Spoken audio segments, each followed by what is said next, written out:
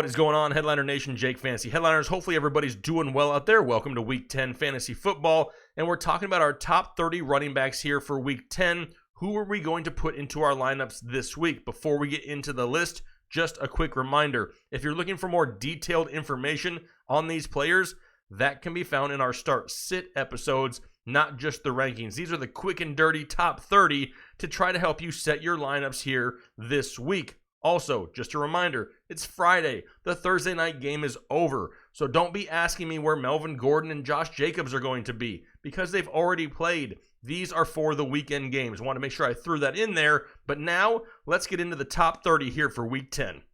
All right, here we go. Number 1 overall. Is it really a surprise at this point? Christian McCaffrey is going to be the number 1 running back maybe until the end of time.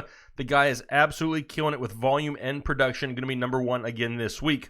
Number 2, Dalvin Cook, another one of these guys, just not really a surprise. He's been killing it all season, one of the best fantasy running backs in all of football, and a tougher matchup going up against the Dallas Cowboys. Still love Dalvin Cook this week. Number 3, Saquon Barkley, New York Giants, going up against the lowly New York Jets, and I see a lot of volume this week for Saquon Barkley. Why? No Sterling Shepard, no Evan Ingram, a whole lot of Golden Tate and Saquon Barkley. Got him at number 3. Number 4, Ezekiel Elliott starting to get hot here. Second half of the season, going to have a string of 100-yard rushing games here to end the season. And it's a difficult matchup going up against the Vikings, but the volume is going to be there once again for Ezekiel Elliott. Got him at number 4.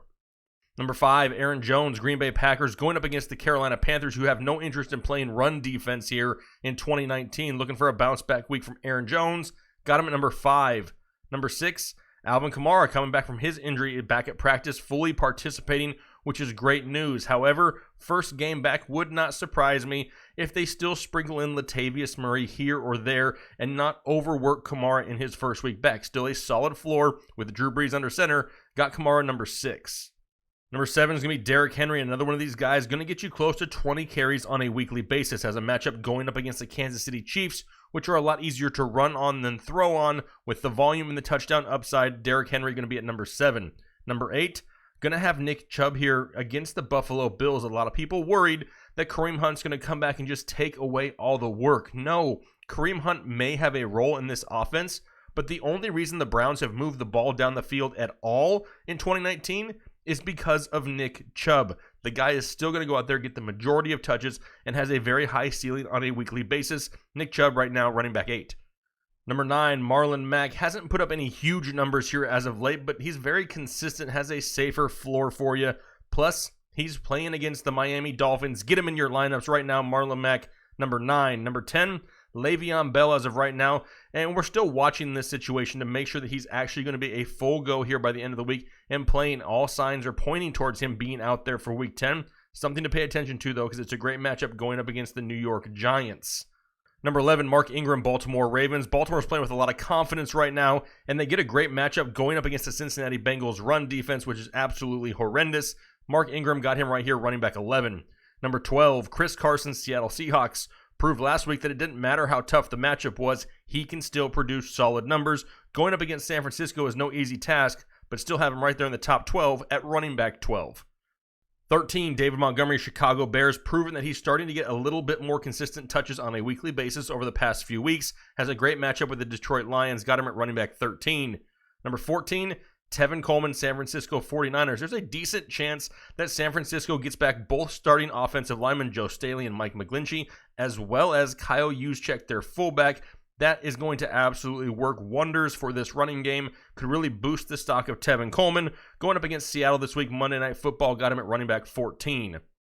Number 15 is Todd Gurley, Los Angeles Rams. I mentioned it in the start-sit video. Does Los Angeles bump up the usage of Todd Gurley to try to make a run late here in the season and get back into the playoff picture? Right now, got Todd Gurley number 15. Number 16, his opponent in that game, Jaylen Samuels. It sounds like there will be no James Conner this week. What does that mean? A whole lot of Jaylen Samuels, especially in the passing game. So if you're in a PPR format, this guy is absolute gold for you. Had double-digit receptions last week. Looking for the same thing again this week. Got him at running back 16. 17, Devin Singletary, Buffalo Bills, a matchup with the Cleveland Browns, and I really liked what we saw from him last week. Started to turn the corner in this backfield and really start to take control of the carries here for Buffalo. Got him right now running back 17. 18, Devonta Freeman, very tough matchup going up against the New Orleans Saints. 100% a tough matchup, but his involvement in the passing game gives him a little bit more of a safer floor as a safe RB2 on a weekly basis. Got Devonta Freeman right here, running back 18. 19 is going to be Damian Williams. Yes, he only had one big run last week, but was that enough to kind of spark this offense, at least at the running game? There's a good chance Patrick Mahomes comes back. If that's the case, are we looking at a deja vu moment for Damian Williams, kind of similar to what we saw at the end of last season? It's possible. As of right now, he seems to be the lead back in this offense. Got him at running back 19. Number 20, Jamal Williams, Green Bay Packers. How many yards do the Carolina Panthers give up to opposing running backs? About 3 shy of a buttload. That's why Jamal Williams also finds himself inside the top 20 here at number 20 in Week 10. 21, Kenyan Drake, Arizona Cardinals. Tough matchup going up against Tampa Bay, and the reason he's so low is it sounds like David Johnson's coming back this week also. Are they both going to kind of eat into each other's ceiling and have a great day overall, but maybe individually don't have those big numbers to put them higher up in the rankings? How do they use these two together? That's what remains to be seen. It's a tough matchup on top of that. Kenyan Drake bumped down a few slots to running back 21. 22, it's going to be Matt Breda. Like I mentioned with Tevin Coleman, a good chance that they get their additions back to the offensive line, and Kyle Juszczyk. That'll work wonders for the running game. Matt Breda has that big play potential. Got him right now, running back 22. 23, Latavius Murray, New Orleans Saints. I mentioned it with Alvin Kamara. There's a chance that he does not get a full workload when he comes back here his first week. If that's the case, expect a little bit more Latavius Murray here in Week 10 in a great matchup going up against the Falcons. Got Latavius Murray as a low-end RB2 flex play at running back 23. 24 almost makes me throw open my mouth. It's Ronald Jones, Tampa Bay Buccaneers. Now they're saying he's going to get more touches, that he's earned them. Well, he gets them against the Arizona Cardinals, who are no pushover when it comes to run defense. I'm not overly excited to just throw Ronald Jones into a lineup. He does have potential, but he also has a lot of risk. For that reason, I'm putting him at the back half of the running back 2 tier at running back 24. 25, David Johnson, Arizona Cardinals, and I mentioned it with Kenyan Drake. This will be the first game back here after missing a few games for David Johnson. Do they rush him back into a full workload? I really don't see why they would. Kenyan Drake absolutely killed it last week, so why risk re-aggravating an injury to David Johnson? A tough matchup against Tampa Bay and possibly a limited workload. That's enough for me to have to drop him down to running back 25, especially with him sharing touches with Kenyan Drake. 26 is going to be Joe Mixon, who I have very little faith in at this point, but it's not Joe Mixon's fault.